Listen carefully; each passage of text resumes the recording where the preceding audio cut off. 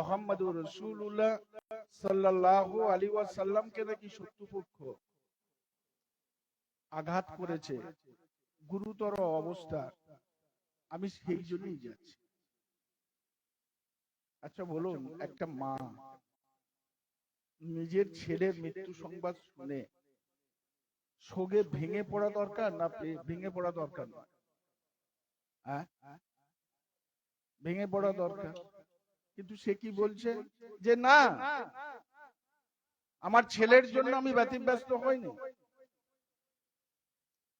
আমি ব্যতিব্যস্ত হয়ে পড়েছি দু জাহানের আকা হযরত মুহাম্মদুর রাসূলুল্লাহ সাল্লাল্লাহু আলাইহি ওয়াসাল্লামের খবরটা নেবার জন্য।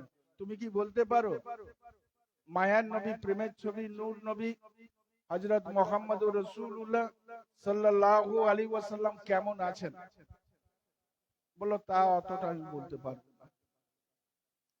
আমি তো অনেকক্ষণ বেরিয়েছি, আবার ছুটতে লাগলেন। আবার একটা সাহাবার সঙ্গে দেখা হলো। দেখা হওয়া এসে বললো, মা তুমি কোথায় যাও? না, যুদ্ধের ময়দানে।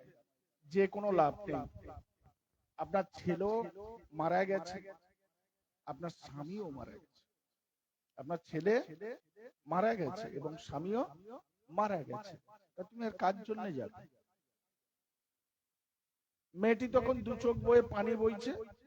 মেয়েটি বললেন যে আমি আমার স্বামীর জন্য বা ছেলের জন্য আমি যাইনি, আমি যাচ্ছি আল্লাহর নবী কেমন আছে জানার।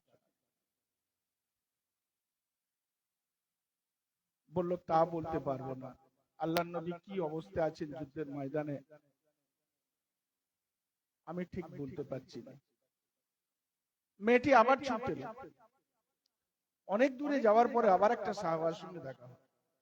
বললেন, মা তুমি দাঁড়িয়ে যাও, তুমি যেভাবে যাচ্ছ তাতে করে দেখে মনে হয় যে তোমার মস্তিষ্ক ঠিক নেই। আর এটা হবারই কথা, কারণ আপনার ছেলে চলে গেছে, আপনার স্বামী চলে গেছে, আপনার যে বাপ আব্বা সেও দুনিয়া থেকে চলে গেছে, তা আপনি কার জন্য আর যাবেন? বললো, আমার স্বামী যাক, আমার বাপ যাক, আমার ছেলে যাক, এর জন্য আমি চিন্তিত। আগে কি আপনি বলতে পারবেন যে আল্লাহর নবী কেমন আছে? যে আপনি আমি হলে কি হতো? কি হতো? আমাদের অবস্থা যদি ওই জায়গায় হতো, আমরা কি ধৈর্য রাখতে পারতাম? বললো, তা বলতে পারবো না। আপনি যান যুদ্ধের ময়দানে, আল্লাহর নবী কেমন আছে আপনি গেলে জানতে পারবেন। মেয়েটি যুদ্ধের ময়দানে গেলেন। অবশেষে অনেক ঘটনা বড়, অবশেষে আল্লাহর নবীকে খোঁজ পেলেন। আল্লাহর নবী সমস্ত এই ঘটনা শুনে বড্ড খুশি হয়েছিলেন আর দুটো হাত তুলে আল্লাহর দরবারে দোয়া চেয়েছিলেন। বলুন সুবহান। কিন্তু আপনি আমি, আমাদের ভালোবাসাটা কেমন? আমাদের ঘরে যদি কোনো কিছু একটা ছোটখাটো বিমার হয়ে যায়, অসুখ হয়ে যায়, তা আমরা এমন ব্যস্ত হয়ে পড়ি যে মনে হয় কিয়ামত ঘটে গেছে। আমরা করি না? কিন্তু রোগ দেবার মালিককে? আল্লাহ। রোগ দেবার মালিক আল্লাহ, ভালো করার মালিক আল্লাহ। তো সেই আল্লাহর উপরে, আল্লাহ রাসূলের উপরে আমরা এতটুকু তাওয়াক্কুল রাখি না, ভরসা রাখি না। আল্লাহ রাসূলের উপরে ভরসা, আল্লাহকে ভালোবাসা, আল্লাহ রাসূলকে ভালোবাসা যদি আমার দিলে না থাকে, তো আমি ইমানদার হতে পারি না। না বোঝা গেল না? আপনারা শুনেছেন, অনেক কোয়ালিতেও শুনেছেন বা অন্যান্য ব্যাপারেও শুনেছেন যে আল্লাহ রাসূল আসবে, তার বাড়িতে একটা খাসি ছিল, কোরবানি করেছে, জবাই করেছে। আর সেইটা দেখে তার দুটো ছেলে কেমন ভাবে জবাই করেছে দেখা থেকে দুটো ছেলেই শেষ হয়ে গেল। না বোঝা যায়নি? যদিও আল্লাহ রসুলের দোয়াতে দুটো ছেলে আবার জিন্দা হয়ে গেছিল। ওই অবস্থায় দুটো ছেলের লাশকে ঘরের মধ্যে রেখে আল্লাহ রসুলের সেবা করেছিলেন। আল্লাহ রসুল খুশি হয়ে দোয়া চেয়েছিলেন, আর সেই দোয়া চাওয়ায় আল্লাহ তার দুটো ছেলেকে জীবিত আবার করে দিয়েছিলেন। বলুন সুবহান। আমি আপনার হলে কি হতো? ধৈর্য রাখা যাবে তো? যে একটু যদি কিছু হয়ে যায় আমরা বলি যে সব শেষ হয়ে গেছে, আমরা বলি না? বলি না? কিন্তু বাস্তব জগতে ভালো মন্দ থাকবে, রোগ ব্যাধি থাকবে। যার শরীর আছে তার রোগ থাকবে না? থাকবে না? জন্ম যখন হয়েছে আমার যৌবন থাকবে, বাল্যকাল যাবে, যৌবনকাল আসবে, বৃদ্ধকাল আসবে, এটা স্বাভাবিক। এবার বয়সের যে বার্ধক্যতা, আপনি যেটা 20 বছর 25 বছর বয়সে যা করতে পারতেন, এখন 70 বছরে এসে 60 বছরে এসে করা কি সম্ভব? সম্ভব না। এটা তো নেচার, এটা প্রাকৃতিক একটা নিয়ম। এখন দিন আছে, এখন দিন আছে, রাত হতে অনেক বাকি, কি না? কিন্তু রাত এর পিছনেই আছে, এটাই স্বাভাবিক। আবার রাত দেখে যদি আমরা ভয় করি, রাত দেখে যদি ভয় করি, কিন্তু আমাদের সে জ্ঞান নেই রাতের পিছনে আবার দিন লুকিয়ে আছে, কি না? না নেই? কিন্তু আমরা এই সুখ আর দুঃখ, ভালো আর মন্দ, এটাই নিয়ে আমাদের জীবন। আচ্ছা আপনি বলুন যে আল্লাহর নবী যার নাম নিলে এ জগত পার ও জগত পার, সেই নবী বিছানায় পড়ে, সেই নবী অসুখ এমন হলো যে বিছানায় পড়ে। কেমন বিছানায় পড়ে? মনে করুন ওই মসজিদের বাইরেটা হচ্ছে ওনার ঘর, আর মসজিদের আমাদের যে দোরটা হচ্ছে মসজিদ, দোরটা খুললেই মসজিদ। যারা হজে গেছেন দেখবেন যে মসজিদের সঙ্গে আপনার ঘর, আল্লাহ রসুলের যেটা মাজার পাক হয়েছে, বুঝতে পারছেন? এমন একটা অবস্থা, এমন একটা অবস্থা যে ওই দরজাটাকে খুলে ভিতরে যে আসবেন, আসার আর বুঝা যাচ্ছে কথাটা? উনি কি অন্যায় এমন করেছিলেন যে ওই রকম অবস্থা হয়ে গেল? উঠতেন যখন, কখনো কোন সাহাবা যদি থাকতেন তা ওনার কাঁধে ভর দিয়ে উঠতেন, কখনো ফাতেমা থাকলে ফাতেমার কাঁধে ভর দিয়ে উঠতেন। এমন একটা পরিস্থিতি এলো যে ওই ঘর থেকে খালি দরজা খুললেই মসজিদ, উনি আসতে আর পারলেন না। একদিন নয়, দুদিন নয়, বহুদিন ওইভাবে জীর্ণ অবস্থায় আল্লাহ রাসূল পড়ে আছে, অসুখে ভুগছেন। বুঝা গেল? হযরতে নিজামউদ্দিন আউলিয়া রাহমাতুল্লাহ আলাইহি, আমরা শুনি, আমরা সব খবরই রাখি। হযরত নিজামউদ্দিন আউলিয়া রাহমাতুল্লাহ আলাইহি কয়েক মাস বিছানা থেকে যে উঠবেন, পেশাব করবেন, পায়খানা যাবেন, করতে পারতেন না। শরীর এত খারাপ, এত খারাপ। লক্ষ লক্ষ ওনার মুরিদ সবাই কাঁদছে যে হুজুরের যা অবস্থা, শারীরিক যা অবস্থা, মনে হয় এক্ষুনি পৃথিবী থেকে বিদায় নেবে। শুয়ে শুয়ে হযরতে নিজামউদ্দিন আউলিয়া রাহমাতুল্লাহ বললেন যে বাবা তোমরা কেঁদো না, আল্লাহর কাছে দোয়া চাও, আর আমি তোমাদের সকলকে সাক্ষী রেখে, সকলকে সাক্ষী রেখে আমি কালেমা পড়ে দিচ্ছি, লা ইলাহা ইল্লাল্লাহু মুহাম্মাদুর রাসূলুল্লাহ সাল্লাল্লাহু আলাইহি ওয়াসাল্লাম। আশহাদু লা ইলাহা ইল্লাল্লাহ ওয়াহদাহু লা শারীকা লাহু আশহাদু আন্না মুহাম্মাদান আবদুহু ওয়া রাসূলুহু। সবাইকে সাক্ষী রেখে উনি কলমা পড়লেন, আল্লাহু আকবার বলে ওই অবস্থাতেই ওই বালিশেতে মাথাটা ঠেকালেন আর দুনিয়া থেকে চলে গেলেন। মেহবুবে এলাহি দিল্লি নিজামউদ্দিন আউলিয়া রহমাতুল্লাহ।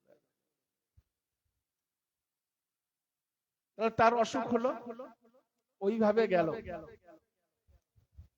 দুজাহানের বাদশা ওইভাবে গেলেন অসুস্থ শরীর নিয়ে। আর আমরা আপনারা একটু যদি কিছু হয়, ছেলের বউয়ের বা বাড়ির কিছু, আমরা এমন ব্যস্ত হয়ে পড়ি যেন মনে হয় যে পৃথিবীর মনে এত অসুখ বুঝি কারো। কিন্তু এটা কি আমরা বিশ্বাস করি যে হায়াতের মালিক কে? হায়াতের মালিক, বাঁচানোর মালিক, রিজেকের মালিক। যদি আল্লাহ হায়াত রাখে, এ অবশ্যই এ বিশ্বাসটুকু আমার মধ্যে নেই। কিন্তু দুনিয়াদারি একটা সিস্টেম। সেই সিস্টেম কি? সেটা হলো এই যে তুমি চেষ্টা করো, তুমি চেষ্টা করো, ফল আমার হাতে, আল্লাহর হাতে। কার হাতে? আল্লাহর। আমরা জমিতে যে ধান ছড়িয়ে দিই, গাছ হবে কি হবে না, কেমন ধান হবে, কেমন গাছ হবে, কেউ আমরা জানি? ওটা কার হাতে? আল্লাহর হাতে। হ্যাঁ কি না? এবার আপনার দুনিয়াদারির ডিউটি হচ্ছে ধানকে ছড়িয়ে দেওয়া, নিড়ানো, তার পরিচর্যা। ফসল কত হবে আল্লাহই জানে। অনেক সময় দেখা গেছে একই আলে একই ধান বীজ, পাশাপাশি জমি, এর 15 মণ হয়ে গেল, এর 20 মণ হয়ে গেল। এমন হয় না? হয়নি? বড় আশ্চর্য, বড় আশ্চর্য নয়? তাহলে দুনিয়াদারি সিস্টেমে আপনি যে অসুস্থ, আপনার উচিত কি? চিকিৎসা করানো, চিকিৎসা করানো। এই চিকিৎসা করাবার পর যদি আল্লাহ হায়াত রাখেন, অবশ্যই আপনি সুস্থতা লাভ করবেন। হ্যাঁ কি না? আর যদি সুস্থতা আল্লাহ হায়াত না রাখে, তাহলে পৃথিবী থেকে আপনাকে বিদায় নিতে হবে। কারো ক্ষমতা নেই আপনাকে রুখে রাখতে পারে। এই যে বিশ্বাস, আল্লাহ, আল্লাহ রাসূলের উপর যে বিশ্বাস, এই বিশ্বাস যদি আমাদের না থাকে, তার মানে ঈমান আমাদের নাই। ঈমান তখনই আসবে যখন এই সব জিনিসের উপরে আমরা বিশ্বাস করি। হ্যাঁ কি না? তখন আমাদের ঈমান আসবে। আর ঈমান যখন আসবে, তখন যে ইবাদতই আপনি করুন, সেই ইবাদত গুলো কার্যকরী হবে। যদি ঈমান না থাকে, তাহলে আমাদের নামাজ, আমাদের রোজা, আমাদের হজ, আমাদের যাকাত কবুল হবে না। বুঝা গেল? ও আপনি যাই করেন, হবে না। কারণ দেনেওয়ালা কে? আল্লাহ। তাহলে আপনি যে নামাজ পড়ছেন, রোজা রাখছেন, যা করছেন, এর যে ফল, এর যে বরকত, রহমত কে দেবে? আল্লাহ দেবে। হ্যাঁ কি না? কিন্তু আমরা সেদিকে কেউ বিশ্বাস করি। আমরা অনেক মুখে বড় বড় কথা বলি। আল্লাহর উপর বিশ্বাস, আল্লাহ রাসূলের উপর বিশ্বাস রাখার নাম হলো ঈমান। আচ্ছা, আল্লাহ রাসূলের সবচেয়ে বড় দুশমন কে ছিল? আবু জেহেল। আপনি কি জানেন? আবু জেহেল প্রতি বছর হজ করত, প্রতি বছর হজ করে। আবু জেহেল এক আল্লাহকে বিশ্বাস করত। আবু জেহেল এটাও বিশ্বাস করত যে আল্লাহই দেনেওয়ালা, আল্লাহই খেলানেওয়ালা, পরানেওয়ালা, বাঁচানেওয়ালা, রাখনেওয়ালা। বিশ্বাস না? বোঝা যায়নি? আবু জেহেলের এত বড় দাড়ি ছিল, আবু জেহেলের মাথায় পাগড়ি ছিল, আবু জেহেলের পা পর্যন্ত জোব্বা ছিল, সব ছিল। তাহলে সব থাকার পরও আল্লাহ রসুলের বা ইসলামের সবচেয়ে বড় দুশমন কি করে হলো? বুঝতে পারছেন না কথাটা? আরে বুঝতে পারছেন? যখন যা কিছু বিপদ হতো, কাবা ঘরে যে আবু জেহেল কাঁদত, দুটো হাত তুলে, যে তোর ঘরে এসেছি আল্লাহ, আল্লাহ তোর এই ঘরের উসিলায় আল্লাহ তুই সাফায়াত কর। আবু জেহেলের সব ছিল, একটা জিনিস ছিল না।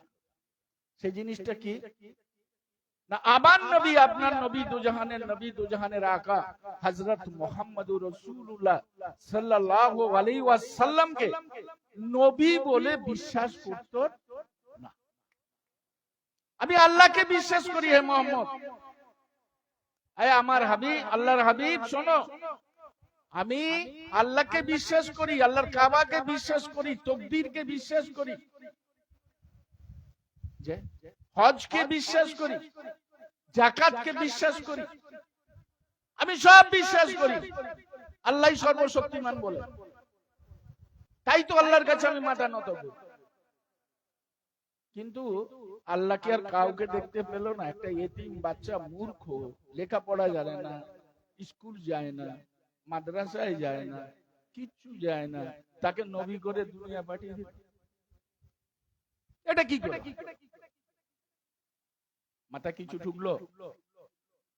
অহংকার এসে গেল আবু জেহেলের। না, আমি সব স্বীকার করে দেব। কদ্দুর পর্যন্ত? কালেমার কদ্দুর পর্যন্ত? লা ইলাহা ইল্লাল্লাহ, নাই কোনো মাবুদ এক আল্লাহ ছাড়া, এই পর্যন্ত আমি বিশ্বাস করি। এর পরের যে অংশ মুহাম্মদুর রাসূলুল্লাহ সাল্লাল্লাহু আলাইহি ওয়াসাল্লাম, এ আমি বিশ্বাস করি। এটাই ছিল। তা আবু জেহেল ইসলামের দুশমন হয়ে, রাসূলের দুশমন হয়ে, দ্বীনের দুশমন হয়ে সে এক আল্লাহকে বিশ্বাস করত। আর আমরা তো মুসলমান হয়ে না আল্লাহকে বিশ্বাস করি, না রাসূলকে বিশ্বাস করি, যে না আল্লাহকে বিশ্বাস করি, না নবীকে বিশ্বাস করি, না তার আহলে বায়াতকে বিশ্বাস করি। তাহলে আমরা কেমন মুসলমান? কেন আমরা দোয়া চাইলে আমাদের কবুল হয়? কেন এই নামাজ পড়লে স্বাদ পাইনি? কেন ইবাদত বন্দেগী করলে আমাদের কাজে লাগছে না? এর একটাই কারণ, সেই কারণটা হলো আল্লাহ, আল্লাহ রাসূলকে, আহলে বায়াতকে ভালোবাসতে হবে, তাদের এই দিলে আমাদের স্থান দিতে হবে। যদি দেন তবে এ দিল জিন্দা হবে, না হলে মুর্দা হবে। কোন ইবাদতের স্বাদ আপনি পাবেন না। না বোঝা গেল না? আমাদের অনেক সময় অনেক বাড়িতে দেখা যায়, কিছু বিপদ হয়ে গেলে বা ধান দিয়েছে, হঠাৎ করে পানি এসে গেলে অনেকে বলেনি, মেয়েরা আল্লাহ দেখতে পায়নি, আমি এই মাত্র ধানটা দিলাম, আমার ধানগুলো সব ভিজে গেল, ধান কেটে রেখে এইছি, এই পানি হলো, আর তুলতে পারবি, যা সব কলা হয়ে গেল, আল্লাহ কি দেখতে পেল না? আর একটা দিন সময় দিল। এই বলাগুলো কুফরি, গুনাহগার, আল্লাহকে অস্বীকার করা। আল্লাহই জানে এর ভিতরে কি রাজ লুকিয়ে আছে। না বোঝা গেল না? কি রাজ লুকিয়ে আছে আল্লাহই সেটা বেহেতর জানে। কিন্তু আমরা সেই বিশ্বাস করি, সেই বিশ্বাস করি যে আলা হযরতের নাম শুনেছেন? হ্যাঁ, নাম শুনেছ? আলা হযরত আহমদ রেজা বেরেলি শরীফ।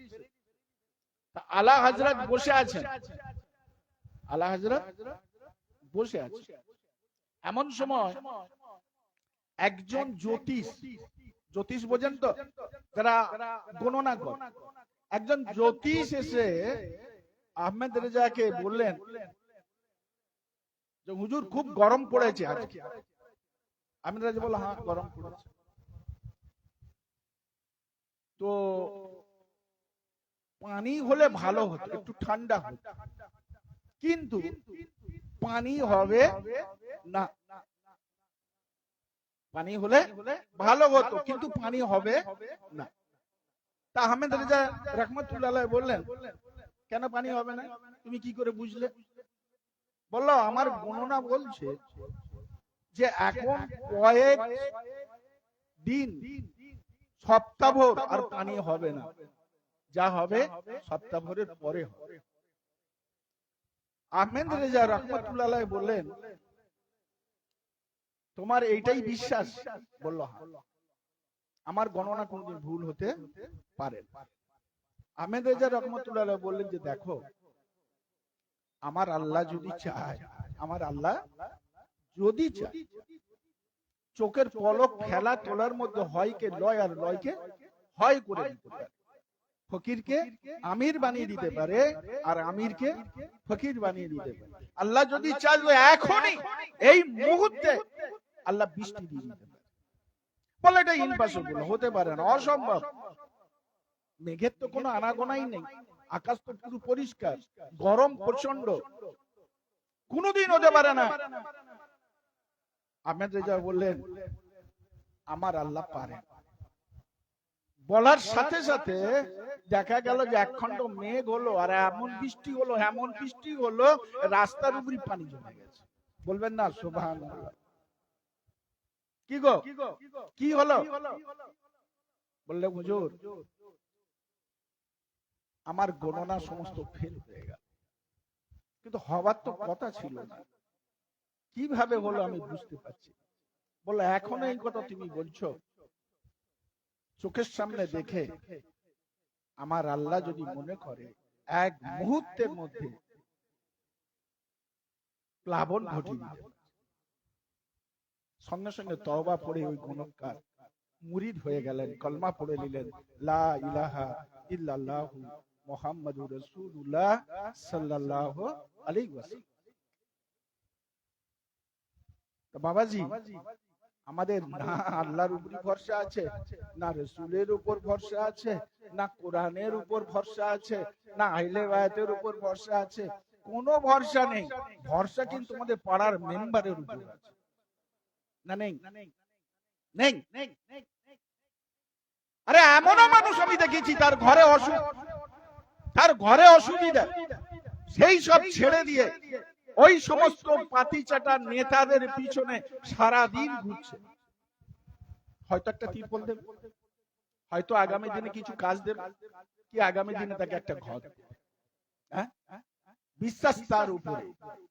কিন্তু বাবাজি এতটুকু সময় সে পায়নি যে জুম্মার নামাজটা দূরে কাজ 10 মিনিট সময় লাগে, 15 মিনিট সময় লাগে, বড্ড জোর আধ ঘন্টা নালে সময় লাগে, সেইটুকু সময় দেবার মতো সময় নাই।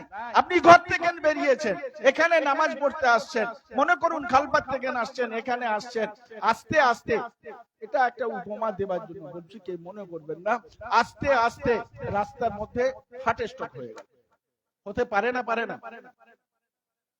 এখন যদি দেখা যায় এই মসজিদ থেকে আপনার ঘর পর্যন্ত যেখানটা নিডিল হবে, মানে যেখানটা মধ্যস্থ হবে, সেখান থেকে যদি 1 ইঞ্চি দূরে এসে মরে, বোঝাতে পারছি কি কথাটা?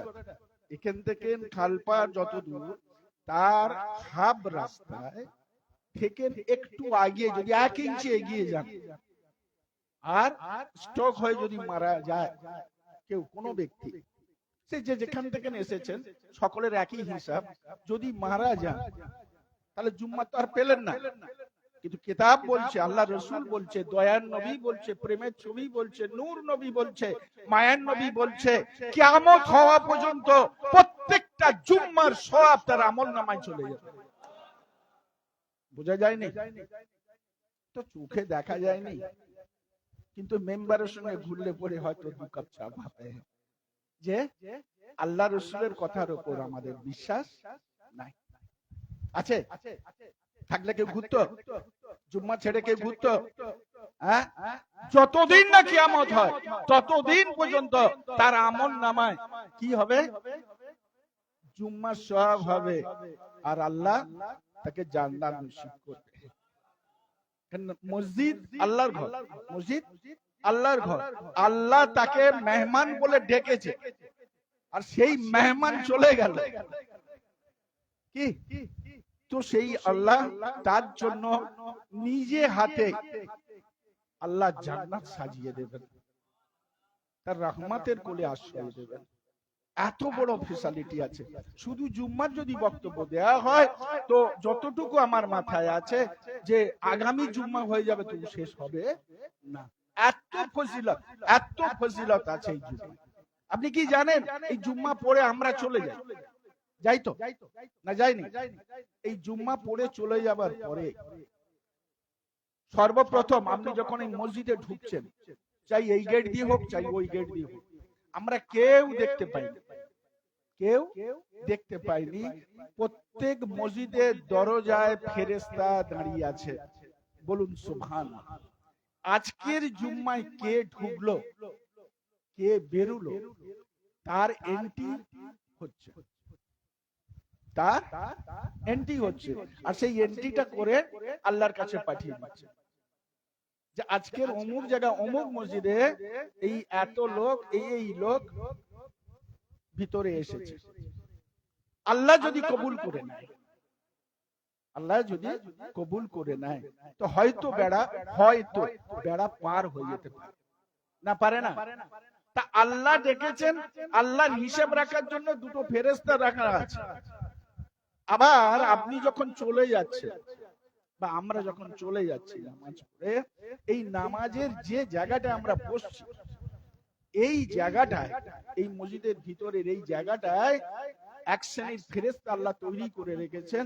সেই ফেরেশতাদের কাজ হলো আপনি চলে যাবার পর আপনার জন্য আগামী জুম্মা পর্যন্ত দোয়া চাইতে থাকে যে আল্লাহ ওর বালা মুসিবত থেকে ওকে সাফায়াত করো, আল্লাহ ওর উপর তুমি রহম করো, আল্লাহ ওর উপর তুমি করম করে দাও, আল্লাহ তোমার নাম গফুরুর রহিম রউফুর রহিম, ওর রহমতের কোলে আল্লাহ তুমি আশ্রয় দাও।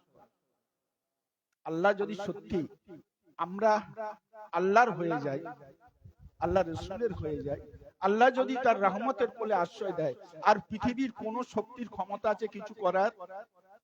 আছে? কিন্তু আমরা আল্লাহকে ভুলে গেছি, রাসূলকে ভুলে গেছি, আহলে বায়াতদের আদর্শ নীতিকে আমরা ভুলে গেছি। দোজাহানের আকা যেদিন চলে যাবেন তার কয়েকদিন আগে, কয়েক মাস আগে বিদায় ভাষণে, হজের বিদায় ভাষণে লক্ষ সাহাবের মধ্যে বলে গেলেন, তোমাদের কাছে আমার কোরআন, আল্লাহর কোরআন রেখে গেলাম, যদি বুঝতে না পারো, জানতে না পারো, তাহলে আমার আহলে বায়তের কাছ থেকে জেনে নাও। আমার আহলে বায়তকেও রেখে গেলাম। এই কোরআন আর আহলে বায়ত যদি তোমরা ধরে থাকো, কোনোদিন পথভ্রষ্ট হবে না। কিন্তু আমরা না কোরআন ধরেছি, না আহলে বায়তের আদর্শ নীতিগুলোকে না চিন্তা করছি, না বোঝা যায়নি। অতএব আল্লাহ পাকের কাছে আমরা দোয়া চাইবো যে আল্লাহ পাক যেন আমাদের সকলকে, সারা বিশ্বের মানুষকে আল্লাহ, আল্লাহ রাসূলের ও আহলে বায়তের মত ও পথে চলার জন্য আল্লাহ আমাদের তৌফিক দান করেন। আমানতু বিল্লাহ।